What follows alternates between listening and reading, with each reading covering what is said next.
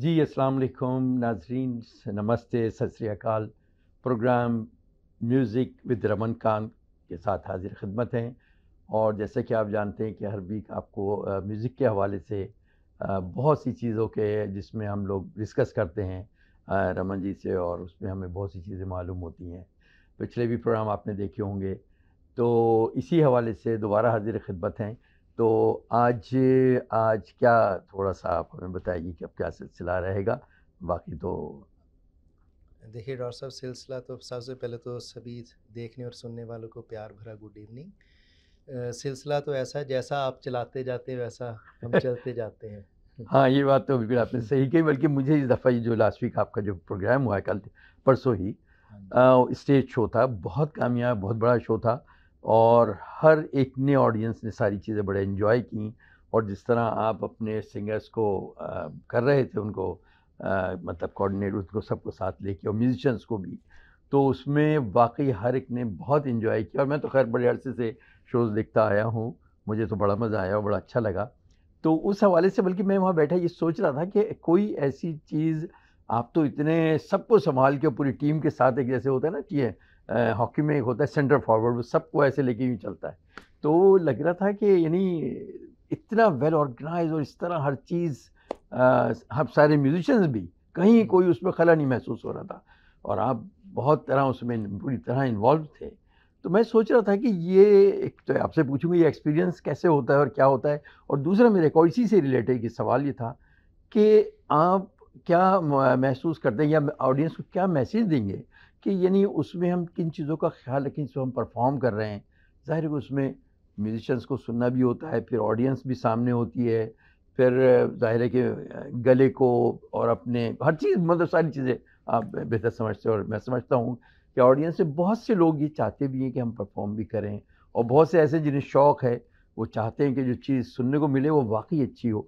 तो ये मेरा सवाल कुछ तवील हो गया, लेकिन आप बताइए नहीं, कि इसी हवाले से, क्योंकि उसमें मेरे बहुत से सवालात ज़हन में आ रहे थे। पर जैसे आप ये सवाल कंस्ट्रक्ट कर रहे थे ना, हाँ, हाँ। मैं सोच रहा था ये सब्जेक्ट बहुत कम लोग सोचते हैं। हाँ, नहीं, एक्चुअली हमने एक पिछले किसी एपिसोड में थोड़ा सा इस बारे में बताया था कि जो सुनने का नज़रिया होता है हर एक का अलग अलग होता है। हाँ जी, बिल्कुल बट आपने ये जब ज़िक्र आप किया था। सवाल कर रहे तो मेरी चीज़ में एक ध्यान में चीज़ आई कि जो फ्रॉम लर्निंग पर्सपेक्टिव हुँ, हुँ। इसको कैसे देखना चाहिए। हुँ, हुँ, हुँ। देखिए, जब हम कई कई बार नहीं, मोस्ट ऑफ द टाइम जो आप घर में प्रैक्टिस करते हैं या अपनी रिहर्सल्स में प्रैक्टिस करते हैं, सबसे पहली चीज़ तो हमें दो तरह से इसको समझना चाहिए। अगर हम म्यूज़िक लर्नर भी हैं, चाहे हम सिंगर हैं या म्यूज़िशियन हैं, सबसे पहले we should put ourselves in the shoes of the audience. हुँ। कि जब ऑडियंस बैठ के किस तरह से उसको देखता है, वहीं से हमें अपनी as a performer learning start करनी चाहिए। जी, जी, बड़ी अच्छी बात कही, हाँ बहुत जी। अच्छी बात। तो जैसा मैंने अर्ज़ किया कि पहले किसी एपिसोड में मैंने अर्ज़ किया था कि मोस्टली लोग गाने को या परफॉर्मेंस को म्यूज़िक से कोरिलेट नहीं करते। हुँ, सबसे पहले लोग कोरिलेट करते हैं वर्ड से। एक ना किसी इंटरव्यू में नैयर साहब ने, ओपिनियर साहब ने बोला था, उन्होंने बोला कि नैयर साहब आपकी धुनें कमाल की होती थी, इतना एनर्जेटिक म्यूज़िक। अच्छा, नैयर साहब की बात से एक चीज़ याद आई धुन के बारे में ही। हुँ, हुँ। मैंने उनको एक क्वेश्चन पूछा था, नैयर साहब आप किस तरह से धुन बनाते हैं? क्या चीज़, किस जो तरह कम हमारा हाँ। सब्जेक्ट चल रहा था कि धुन कैसे बनाते, तो मैंने पूछा आप क्या चीज़ को ध्यान में रखते थे?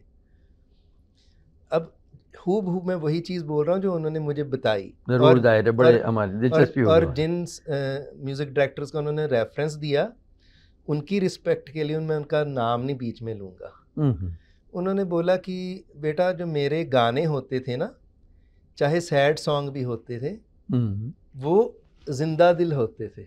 वाह! क्या जुमला कहा है। हाँ जी, मैंने कहा आप ज़िंदा दिल कैसे? कहते नहीं, सैड सॉन्ग कई तरह के हो सकते हैं।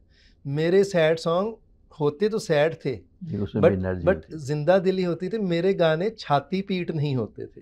हाँ हाँ, उसमें एनर्जी होती थी हाँ बेशक, जी, तो लेकिन रोना धोना ऐसा मुझे उनकी चीज़ बड़ी अपील की कि यस, ये ज़रूरी नहीं कि सैड सॉन्ग भी रोने वाला। हमने लास्ट एपिसोड में एग्जाम्पल भी दिया था, हाँ हाँ, सैड सॉन्ग में भी एनर्जी हो सकती है। जैसे मैंने एग्जाम्पल दिया था दिल के झरोखे में, जी जी जी जी अगर वो आपने, गाना सुने तो वो म्यूज़िक आपको बैठने नहीं देता, इतनी एनर्जी है उस गाने में।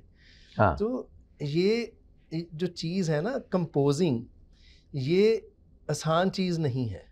हाँ, नहीं बहुत क्रिएटिव काम है, बहुत मैंने क्रिएटिव। कुकिंग के माध्यम से समझाया था कि जो एक मास्टर शेफ़ है, उसकी कुकिंग में और मेरी कुकिंग में फ़र्क होगा, डेफिनेटली, या है ना?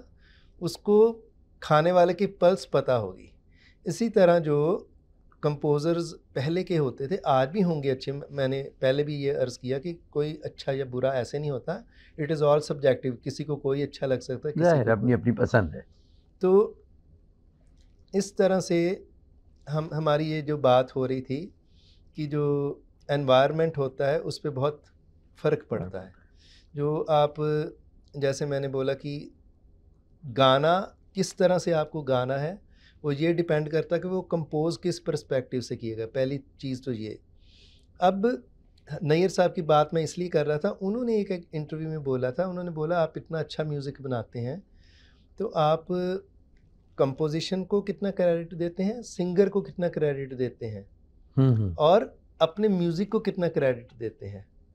तो उन्होंने बोला कि मैं ऑडियंस के पर्सपेक्टिव से बताता हूँ कि 50% मैं वर्ड्स को क्रेडिट देता हूँ, अच्छा, 25% मैं सिंगर को क्रेडिट देता हूँ, और बचा हुआ 25% मैं कंपोजिशन को देता हूँ। वाह वाह वाह, मुझे बड़ी हैरानी हुई।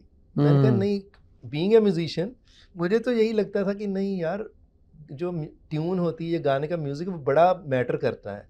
हम्म, बट मैंने उसको थोड़ा एनालाइज किया जो वो कह रहे थे। तो जो ऑडियंस है, आम ऑडियंस को स्वर क्या है, मुर्की कहाँ लगाई, ये क्या लगाया, इसका नहीं होगा। ऑडियंस सबसे पहले जाती है कि ये गाने की जो लिरिक्स हैं वो सैड हैं या हैप्पी हैं। इसलिए हाँ, बहुत बार हमने देखा, फीडबैक आता है शोज़ में या महफिल से कि देखो जी, सैड सॉन्ग नहीं होने चाहिए। So from A musician perspective, मेरे लिए सैड या हैप्पी ये मैटर नहीं करता। हाँ, बल्कि दिल को छुए मेरे और लिए मैटर कर, दिल को छूना चाहिए, ये बात है ना? सही बात वो म्यूजिशियन का पर्सपेक्टिव है। बट अगर हम ऑडियंस का पर्सपेक्टिव देखें, वहीं से वो बात आ रही है कि जी, ऑडियंस सबसे पहले वर्ड को वर्ड्स सुनती को है। सुनती है, और हाँ, मैंने लास्ट एपिसोड में ये भी एक एग्जांपल दिया था कि पंडित अजय चक्रवर्ती जी ने ये बोला था कि हमारे क्लासिकल म्यूज़िक में शायद वो आम जनता से क्यों नहीं कनेक्ट हो पाया, क्योंकि उसमें लिरिक्स की वैल्यू नहीं होती थी।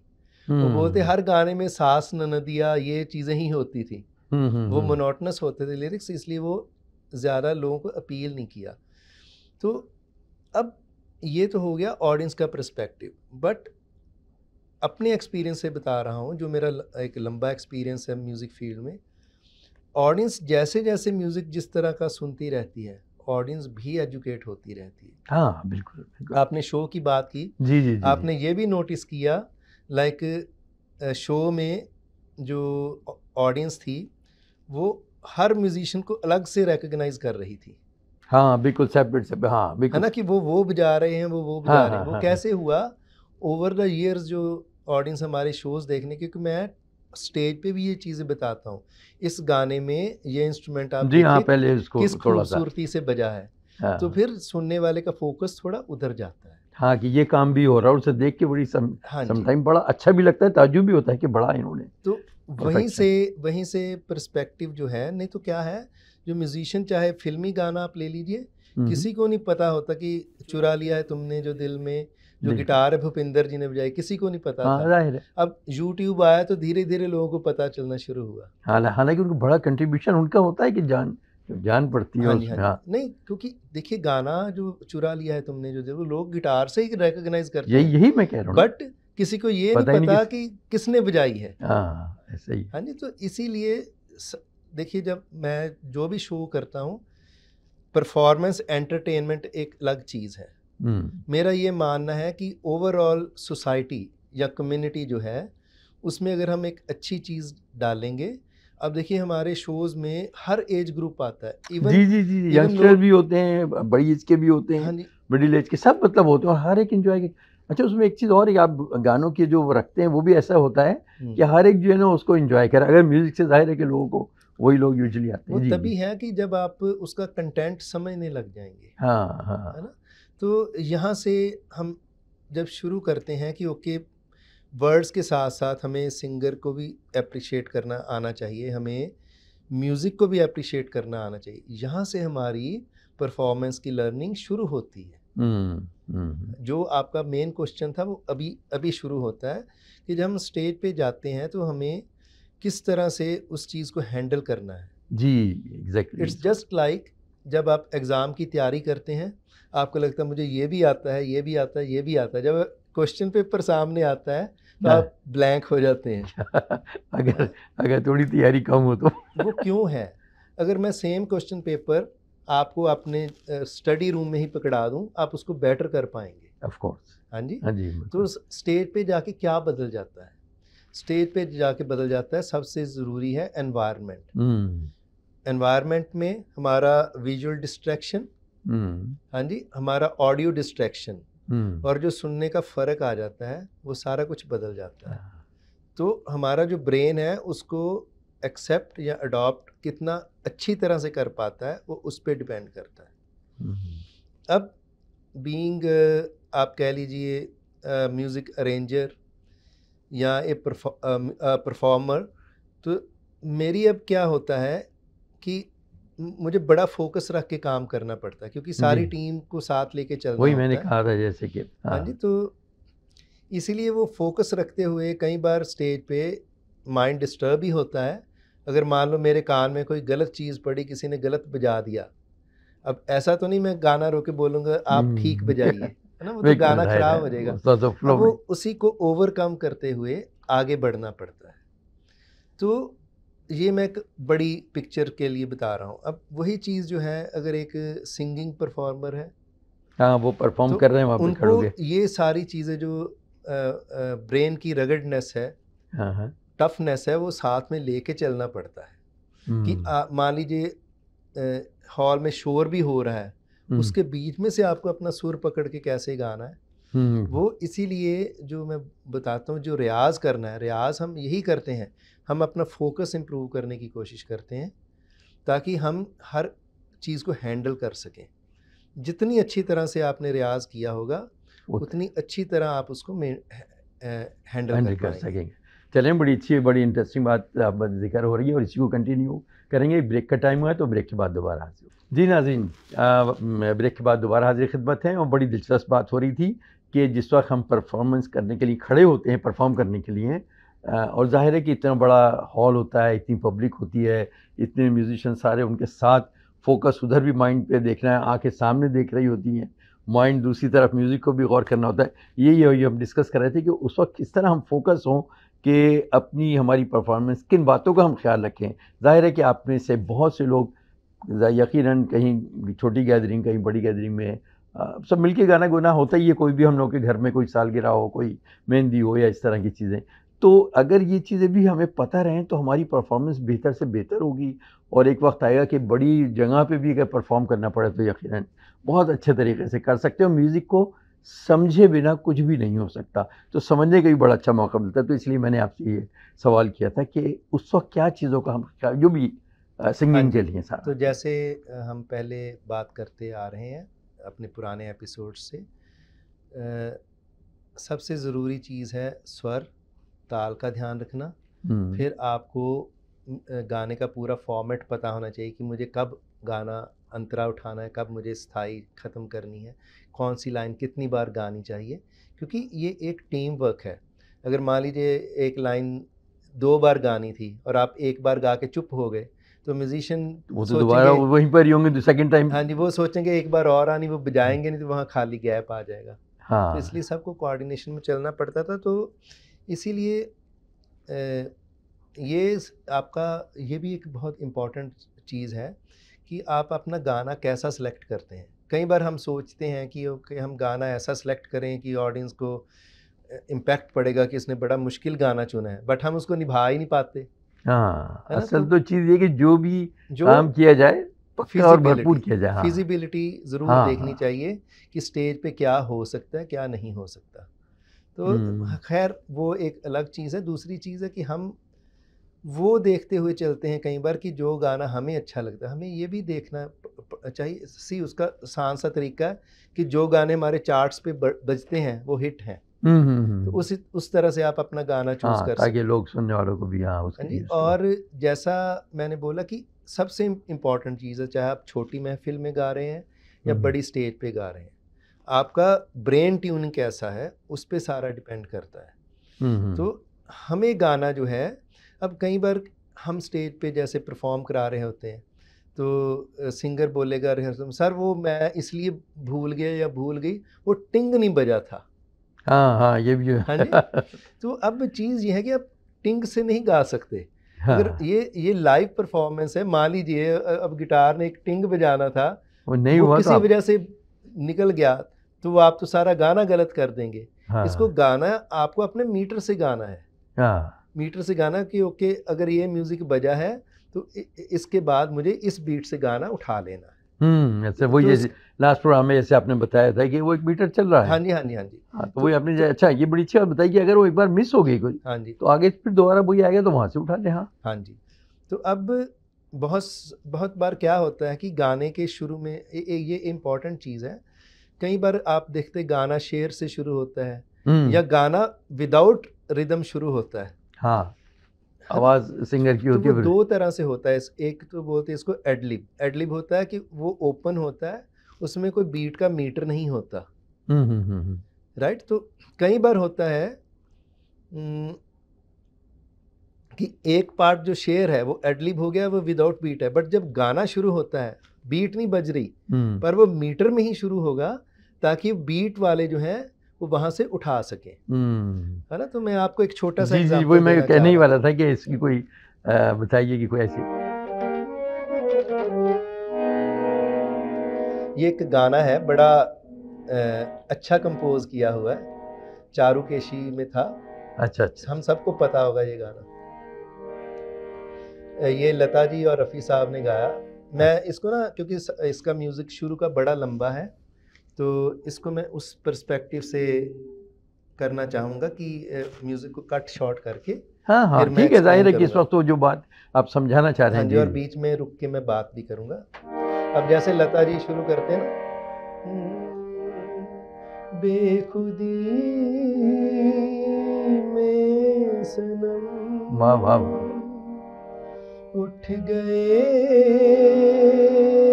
जो कदम, आ गए, आ गए, आ गए पास हम, आ गए पास हम। उसके बाद काफ़ी सारा बीच में म्यूज़िक डाला म्यूज़िक गया आता है, पिक्चर में, फिर रफ़ी क्योंकि साहब वो जो हीरो है, हीरोइन, वो एक दूसरे को ढूंढ रहे हैं। वो हाँ, काफ़ी लंबा म्यूज़िक है। प्लीज़ है ना? तो ये सारा करने के हाँ, बाद फिर वो वो भी सामने फिर वो मेन गाना शुरू होता है। तो जो रफ़ी साहब वाला पार्ट है वहाँ भी रिदम नहीं बजता, बट वो पूरा रिदम में है। बेखुदी में सनम उठ गए जो कदम, बेखुदी यहाँ से शुरू होता है है, ना? जी, तो जी। ये एक म्यूजिशियंस को मीटर मिला, हाँ, उसी मीटर से उन्होंने फिर रिदम बजाना शुरू किया। हाँ, अगर बड़ी रफ़ी साहब भी वही स्लो गा रहे थे वो सभी कंफ्यूज हो जाते कि हम हाँ, वो किस बात नहीं स्पीड आती। से शुरू करें। हाँ, हाँ, हाँ। तो ये जो रिकॉर्डिंग में जो रिदम दे रहे होते हैं, ये अरेंजर जो कंडक्टर हो रहे होते हैं जी, जी, वो जी, वो बता रहे बता होते रहे हैं होते हैं। कि ना ना ना, तो जो सारा बजाने वाले या गाने वाले उसी को फिर फॉलो करते हैं। बल्कि मैंने देखा है कि जिस वक़्त आप भी जब इस टाइप के जो गाने हाँ जी, होते हाँ हैं, जी। तो आप कंडक्ट भी कर रहे होते हैं, प्लस आप अपनी चीज़ें भी 2-3 वो जो आपके सामने हाँ रखते जी, हैं। क्योंकि देखिए जो कंडक्टर होते हैं ना उनको एक चीज़ की पकड़ होनी चाहिए कि लय को वो थोड़ा कंट्रोल करके रखें। हाँ। म्यूजिशियन अलग अलग बैकग्राउंड से आते हैं। जी, जी, अब जी। मान लीजिए जो फोक बैकग्राउंड से आते हैं या रीजनल बैकग्राउंड, जैसे मैं पंजाब से हूँ, हमारा बड़ा एनर्जेटिक म्यूज़िक बहुत होता ज़्यादा, है, जी तो जी। जो मोस्टली म्यूज़िक पंजाब के बजाने वाले होंगे वो उनका होगा कि जोश में आगे बढ़े, हाँ पर हाँ हर गाने की डिमांड तो नहीं ना हो सकती। हाँ। तो इसलिए पता होना चाहिए कि गाने को बांध के कैसे रखना है, क्योंकि गाना डिज़ाइन ऐसे किया होता है, अगर आप फास्ट कर देंगे तो हो सकता है उसमें जो हरकतें हैं आप सिंगर नहीं ले हो ही ना पाए, पाए। हाँ, निभा ना सके। हाँ जी, तो हाँ हाँ, ये एक छोटी छोटी चीज़ें हैं, जैसे मैंने ये एग्जांपल दिया बड़ी गाने अच्छी, का। हाँ। तो इस तरह से आप अगर इसको धीरे धीरे इनकॉर्पोरेट अपने में करना शुरू करेंगे तो आपकी सिंगिंग इम्प्रूव होती जाएगी। ये बड़ा इम्पोर्टेंट पॉइंट आपने मतलब ये दिया कि कहाँ से गाना हम शुरू, अगर हम जैसे एज ए सिंगर उस पर परफॉर्म कर रहे हैं तो उधर निगाह होनी चाहिए, हमारे माइंड उधर होना चाहिए यस, कि ये यहाँ से ये इस तरह हुआ। वही आप जब स्टेज पे खड़े हैं, आप अकेले नहीं खड़े, आप हाँ सिंक्रोनाइजेशन में खड़े हैं। बिल्कुल अब बिल्कुल, क्या चारों है, तरफ। कई बार आपने भी स्टेज पे गलतियां होती हैं ना। हाँ हाँ अब हाँ देखिए कई बार ऐसा होता है सिंगर आगे जाके खड़े हो गए, हाँ हमने काउंट शुरू भी नहीं किया, वो पहले ही गाना शुरू कर देते हैं, तो हमें मैनेज करना पड़ जाता है। हाँ हाँ हाँ जी, तो ये सारी चीज़ें चलती हैं लाइव में, इसमें कोई हाँ, लेकिन ये तो यहाँ बताने का मकसद ये कि इन चीज़ों पर भी अगर इम्प्रूव किया ध्यान जा रहे, सकता है। हाँ हाँ जी, ध्यान रहे तो जाहिर है कि बेटर परफॉर्म कर सकते हैं। हाँ हाँ जी, हाँ ये जी। तो है। तो ये ये बड़ी, सारी चीज़ें हमें स्टेज पे लेके चलनी चाहिए। और सबसे ज़रूरी चीज़ जिसको हम साउंड बोलते हैं, आप जब अपना माइक टेस्ट करें, आप देखें कि आपको सारे जो इंस्ट्रूमेंट आपके गाने में बजे हैं वो प्रॉपर सुन रहे हैं या नहीं सुन रहे। आवाज़ उस आ टाइम रही आप है। साउंड इंजीनियर को बताइए कि मुझे तबला कम सुन रहा है, हम्म, क्योंकि जब आप स्टेज पे गाएंगे अगर आपको रिदम ही नहीं सुन रहा तो आप मैनेज तो कैसे हाँ करेंगे, बड़ा मुश्किल हो जाएगी वो तो। है ना। हाँ बहुत बार ऐसा होता है कि वो रिहर्सल में अच्छा भला चला, स्टेज पे जाके गाना मैसअप हो गया, तो वो स्टूडेंट बोलेंगे सर मैं रिहर्सल में तो अच्छा सुन पा रही थी, स्टेज अब पे मैंने बोला तो आपने उसको बैलेंसिंग के परफॉर्म टाइम में क्यों नहीं बताया। हाँ नहीं, मुझे लगा कि ये बाद में ठीक हो जाएगा। नहीं, ऐसा नहीं होता, आपको हाँ, उसी टाइम उसको प्रॉपर बैलेंस बना के चलना है। फाइनल रिहर्सल जो उस हाँ वक्त जी, होती है परफॉर्मेंस से पहले, हाँ वो ज़रूर आप करवाते हैं। हाँ अच्छा। तो ये सारी चीज़ें छोटी छोटी चीज़ें। अब जैसे फॉर एग्जांपल क्रियोकी है, क्रियोकी में भी ऐसा नहीं आप रैंडमली शुरू कर दें, आपको पहले ट्रैक को घर में सुन के उसकी काउंट लेके तैयारी करके आना चाहिए। हाँ बल्कि ये तो बड़ा ट्रैक तो अब बड़े कॉमन भी लोग, बहुत से लोग हो गए हाँ हैं, जी, शौक में लोग होते हैं और तो इजी भी होता है कि हर जगह खड़े हो गए, तो उसमें ये जैसे आपने पॉइंट दिया हाँ जी, कि हाँ उस जी, वक्त भी इस चीज़ का ख्याल रखना है कि हाँ जी। नहीं, आगे आने वाले किसी एपिसोड में हम एक एपिसोड करेंगे क्रियोकी के ऊपर भी। हाँ अब लोगों को वो भी दिलचस्पी का हाँ होगा। जी, जैसे कि अभी तक तो आपने सुर और मेन चीज़ें जो हमने डिस्कस की, स्वर को कैसे पकड़ के रखें और बीट को कैसे पकड़ के रखें, हाँ जी, ठीक है ना। अच्छा इसके साथ साथ ये स्वर वो तो हो गए। अच्छा अब उसके बाद जो होते हैं बहुत से गानों में राग और ये जैसे कि साग रे ये वो, इसका आइडिया नहीं होता कि ये सा कहाँ से हो रहा है और ये कौन सा चल रहा है। हाँ जी। ये भी एक कन्फ्यूजन बहुत होता है, उसको कैसे पकड़ के रखें, ये क्या करें। एक बार क्वेश्चन रिपीट करिए। मेरा पॉइंट है कि ये हम किस तरह ये पकड़ के रखें कि इसमें सा कहाँ है और ये क्या है, मतलब हम सुर पे चलते हुए उसको हम आगे बढ़ें गाने को लेके। हाँ जी, ये थोड़ा सा बेसिक लेवल से ऊपर है, इसीलिए हाँ इसीलिए मैंने हाँ कहा जी। ना कि तो अभी तक देखिए ऐसा होता है, पहले तो हमें ये समझना चाहिए, इस कन्फ्यूजन से बाहर आना चाहिए कि सारे गामा है क्या। हाँ जी, तो जैसे हमने पहले भी एक्सप्लेन किया कि एक हम स्टेप रेफरेंस ले लिया, उसको हर एक स्वर, जैसा मैंने पहले भी एक्सप्लेन, फिजिक्स से चलता है। हर एक स्वर की एक स्पेसिफिक फ्रीक्वेंसी है। अगर हम ये फर्स्ट ब्लैक जो है, जिसको पहला काला बोले या वेस्टर्न नोटेशन में सी शार्प बोलें, इसकी फ्रीक्वेंसी वैल्यू 277.18 समथिंग है। और इसी तरह अगर हम दूसरा काला मतलब रे लेके चलें, शुद्ध रे लेके चलें इसके रेफरेंस में, तो वो अराउंड 311 उसकी फ्रीक्वेंसी होनी चाहिए। मुझे अभी सारी तो नहीं याद, हाँ लेकिन मेरा जब क्योंकि ये हमारा ये मकसद नहीं है, बट जी, समझाने हाँ, का हाँ। मकसद ये है। अब अगर मैं बोलूँ कि डॉक्टर साहब आप 277 फ्रीक्वेंसी गा के दिखाइए, आप बोलेंगे वो क्या चीज़ हुई, है ना। होता ही नहीं, जाहिर डेफिनेटली।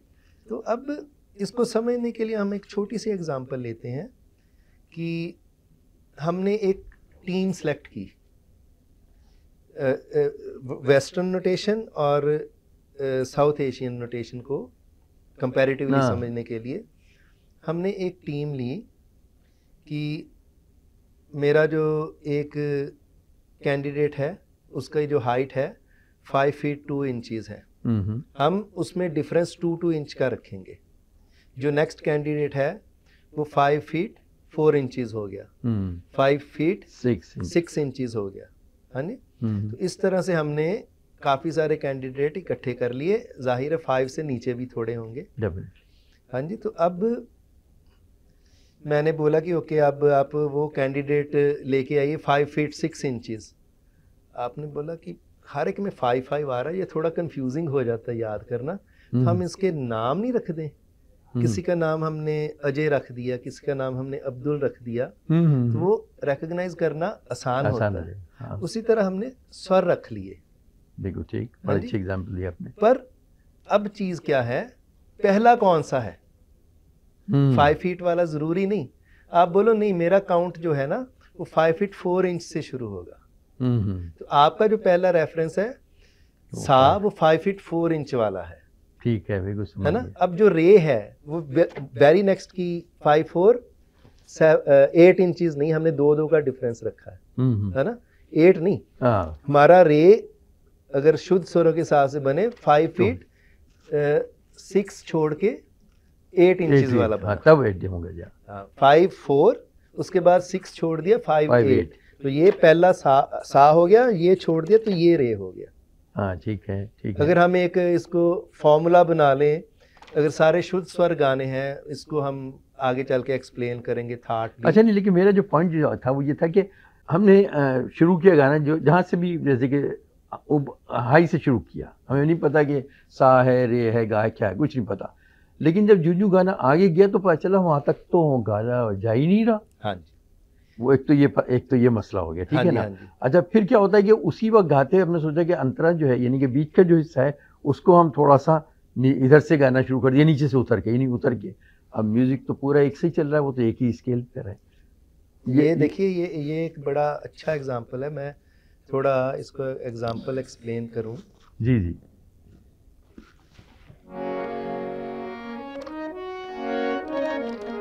ये मिश्र पहाड़ी पे नशाद साहब ने कंपोज किया था, 1949 मूवी थी शायद। सुहानी रात ढल चुकी, ना जाने तुम कब आओगे। ये जैसे मैंने सा ये तीसरा ताला लिया है ना। अब इसका अंतर है नज़ारे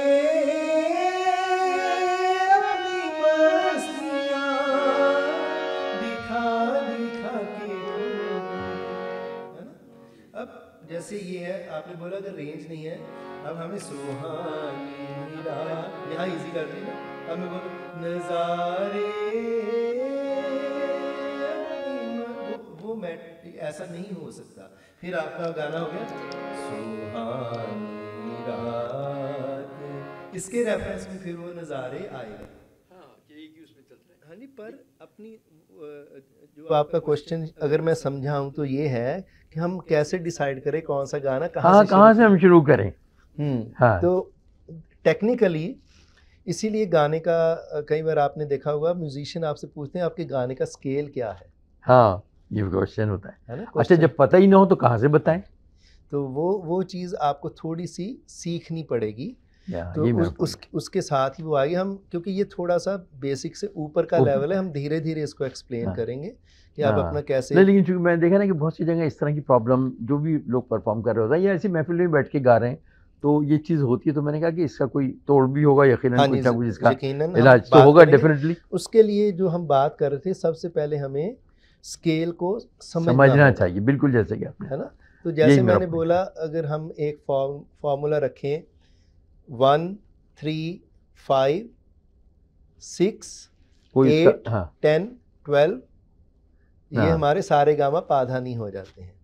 तो 1 उसके बाद उसी के हिसाब से 3 जंप करते तो सेकंड छोड़ के 3 में चले जाएंगे। 1 3 5 गा हो गया, 6 मा हो गया, 8 पा हो गया, और फिर 10 आपका वो हो गया धा। और 12 हो गया आपका नी, इस तरह से वो चलेगा। हाँ। तो ये सारा सिस्टम ऐसे आगे आगे चलता है। तो इसी तरह से हमारे सारे गामा पाधा नी चलते हैं। बट जो वेस्टर्न सिस्टम है उसमें जो हर एक स्वर का नाम वही रहेगा। आप अगर आप बोलेंगे कि मुझे अब पहले काले से सारे वेस्टर्न का स्केल गाना है, हाँ, तो आप बोलेंगे ये मेरा सी शार्प स्केल है। आप उसको सा नहीं, हर एक को सा नहीं बोल सकते। हाँ, वो सी जो है शार्प, सी शार्प तो ही रहेगा। हमने एक जनरल रखा है। जैसे हमारे घर में मान लीजिए किसी के पुराने टाइम में बहुत बहुत बच्चे होते थे, ये पहला है, ये दूसरा, ये तीसरा, है ना। तो इस तरह से हमारा पहला कोई भी हो सकता है। तो पहला जो स्वर होगा वो सा होगा, दूसरा रे होगा, तीसरा गा होगा। वेस्टर्न में वो बोलेंगे ओके हमें सी स्केल से गाना है, तो ये हमारा फर्स्ट नोट हो गया, इसके रेफरेंस में आगे नोट्स चलेंगे। पर ये जो फ्रीक्वेंसी मैंने बताई है, इसमें एक बड़ी इंपॉर्टेंट चीज़ मैं बताना चाहता हूँ। जी जी। जो इलेक्ट्रॉनिक इंस्ट्रूमेंट आते हैं आजकल, वो क्योंकि वो टेक्निकली बने हैं, हाँ। उनकी जो स्टैंडर्ड पिच है वो 440 होती है। 440 वैसे ए जो होता है मिडल A4, उसका जो फ्रीक्वेंसी 440 हर्ट्स गिनी जाती है। अच्छा। जो पियानो ट्यूनर होते थे या अकॉर्डियन ट्यूनर होते थे वो स्टैंडर्ड पिच पे ट्यून करते थे। बट क्योंकि हमारा जो इंडियन सिस्टम था वो बाकी वेस्टर्न इंस्ट्रूमेंट तो बजते नहीं थे, तो कई बार वो हारमोनियम ट्यून करने वाले वो स्टैंडर्ड पिच पे ट्यून नहीं करते थे। वो फ़र्क तब जाके पता चला जब कीबोर्ड बज रहा है और हारमोनियम बज रहा है, वो आपस में मैच नहीं कर रहे हैं, डिफरेंट हो गए, है ना। तो वो उसका कोई फिर इलाज नहीं है। अंटिल अनलेस आपके कीबोर्ड में ट्यूनर हो, फाइन ट्यूनर, तब आप मैच कर सकते हो। बट आज की डेट में क्योंकि इवन हारमोनियम ट्यूनर भी जो ट्यूनिंग करते हैं वो ऐप से करते हैं या ट्यूनर से करते हैं, तो वो भी जनरली 440 में ही होगा। हाँ, मैंने देखा वो स्केल उनके हाँ जी। तो उसके हिसाब से तो ये इम्पॉर्टेंट एक चीज़ है, हमें अपनी ट्यूनिंग के बारे में बड़ा पता होना चाहिए। हाँ, क्योंकि अच्छा ये भी होता है, जो एक गाना जो हमने सुना हुआ है वो जाहिर है कि सिंगर ने बड़े ऊपर से गाया और हमने भी वहीं से ही ले उसी उसमें लेके और उठा दिया। तो अब ये डिपेंड करता है, ये एक बहुत बड़ा सवाल है, इसको टाइम लगेगा एक्सप्लेन करने में, इसलिए मैं कट शॉर्ट में बता देता हूं। बड़ी अच्छी तरह आपने एक्सप्लेन किया। पहले मैंने शायद एक एपिसोड में थोड़ा सा बोला भी था कि देखिए अब जो एक क्लासिकल गाने वाले हैं वो हमेशा प्रेफर करेंगे मैं पहले काले से या दूसरे काले से मैक्सिमम ये सा मेरा होना चाहिए, कि उनको पता कि मैंने जो तान लेनी वो गा तक जाएगी ऊपर, है ना, या नीचे मुझे धा तक स्वर लगाना या पा तक लगाना, तो उनको अपनी रेंज उस तरह से पता होती है। अब जैसे फोक सिंगर होते हैं या कव्वाली सिंगर होते हैं, वो हाई पिच में गाते हैं, तो इसलिए जो गाना आप एक नॉर्मल पिच पे शुरू करेंगे वो कंपैरेटिवली हाई पिच पे शुरू करेंगे, क्योंकि उनको हाई और हाई पे जाना है, वो लो पे जाने में उनको प्रॉब्लम होगी। हाँ, लेकिन अगर हमने भी उन्हीं की पिच अपना ली और हमारा गला हाँ जी, और जो एक गज़ल सिंगर है अगर वो फोक गाना गाएंगे तो वो उसी गाने को लो पिच में गाने की कोशिश करेंगे, क्योंकि हर की अपनी एक रेंज होती है। पर ये डिपेंड करता है, अगर मान लीजिए आपको ज़्यादातर गाने एक जॉनरा के टाइप के गाने हैं तो आप अपनी रेंज उस हिसाब से सेट करिए, ये बहुत इंपॉर्टेंट चीज़ है। वो जब तक कि कोई टीचर या कोई उसको गाइड ना करेंगे, देखिए आपका गला इस हिसाब से और इतना आपको यहाँ तक ले जाएं, और आहिस्ता आहिस्ता जैसे आपने बताया भी था क्लास में कि आहिस्ता आहिस्ता इसको इम्प्रूव भी कर सकते हैं और गले को ऊपर खोलने के लिए। हम पिच मैनेजमेंट के बारे में आगे बात करेंगे। जनरली हम कहाँ गलती करते हैं कि जैसे जैसे हमारा स्वर बढ़ता जाता है हम अंदर से ज़ोर लगा के उसको और आगे करना शुरू कर देते हैं। नहीं, वो टेक्निक है, सिंगिंग टेक्निक है, आपका फोर्स नहीं बढ़ेगी बट आपकी पिच बढ़नी चाहिए। ये बड़ी इंपॉर्टेंट बात है कि हाँ, ये बड़ी अच्छी बात है, बल्कि मोस्टली प्रॉब्लम यही आती है क्योंकि अब फोर्स तो लिमिट है ना, आपकी बॉडी की लिमिट है, आप मैक्सिमम एक ही जगह तक जा सकते हैं, बट आपके गले की रेंज आपकी, मैं आगे भी कई बार एग्जांपल देता हूँ कि आप नॉर्मली अगर आपको गाने के लिए बोला जाए आप शायद नहीं गा सकते, बट अगर आपको बोलें कि आप गाना छोड़िए आप लड़ लीजिए तो आप बहुत हाई पिच में भी लड़ देते हैं, ऊंची आवाज से शुरू हो जाएंगे और हाई पिच पे। हाँ सही, आवाज तो खैर कम, लेकिन ये कि ऊंची उसकी रेंज जो है ज़्यादा होगी। इसका मतलब हमारी कैपेसिटी होती है, हम उसको प्रॉपर यूज नहीं कर पाए, गाने में नहीं कर पाए, लड़ाई में हम कर पाए इसलिए वो खुद ब खुद हो जाती है। लेकिन ये अगर समझ के किया जाए तो कंट्रोल उस पर पूरा रह के कंट्रोल बना सकते हैं।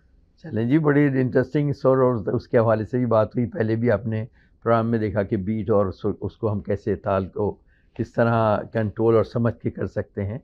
तो लास्ट में आप कोई पैगाम कुछ देना चाहें हमारे देखिए, लिए? मेरा पैगाम तो हमेशा म्यूज़िक से रिलेटेड ही होता है। कोई प्रॉपर ऐसी कोई चीज़ जो आज के प्रोग्राम के हवाले से क्या किस चीज़ को ध्यान में रखें अगर कहीं पर? ध्यान में तो हमेशा ऊपर वाले को रखिए। वो है फिर तो क्योंकि कह रहे देखिए, अगर आप शो की बात आपने पहले हाँ, जो आपका जो अभी गुज़िश्ता आपने दिन जो बोला कि बहुत अच्छा गया, बहुत कामयाब, बहुत तो सक्सेसफुल। ये सब आपने कितनी भी नहीं, वो तैयारी तो की हो, आपके हाँ, नहीं वो सब ऊपर वाले के हाथ में, स्टेज पे या कहीं भी जाए वो हाँ, किसी क्या भी चीज़ क्या में हो जाए, क्या करवा दे, है ना? हाँ, तो इसलिए इंसान सिर्फ कोशिश कर सकता है, हाँ, बाकी सब ऊपर वाले के ऊपर बड़ी छोड़ अच्छी दी। बात इसलिए आपने मैं कही। जी, जी। म्यूजिकली मैं यही बोलूँगा कि आप अपनी मेहनत करिए, बाकी ऊपर हाँ, वाले के हाथ समझ छोड़ के और दीजिए। यही बल्कि यही बात है कि और यही चीज़ है कि देखिए बाकी तो ऊपर वाले के हाथ में है, लेकिन असल चीज़ ये है कि हम उसमें कितनी मेहनत करके और कितना समझ के और यही गाइडेंस यहाँ मिलती है हमें रमन जी से और वो बताते हैं, जो एक्सप्लेन करते हैं छोटी-छोटी चीज़ें कि जिनका अगर हम ख़्याल रखें और बड़ा अच्छा करें, तो ज़ाहिर है कि हमारी गायकी में इम्प्रूवमेंट होगा, अच्छा लगेगा।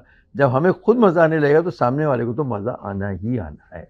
तो चलिए फिर बड़ा थैंक यू वेरी मच आप लोगों इस का प्रोग्राम यकीनन आपने एंजॉय किया होगा। तो नेक्स्ट वीक तक के लिए मुझे और अमन खान जी को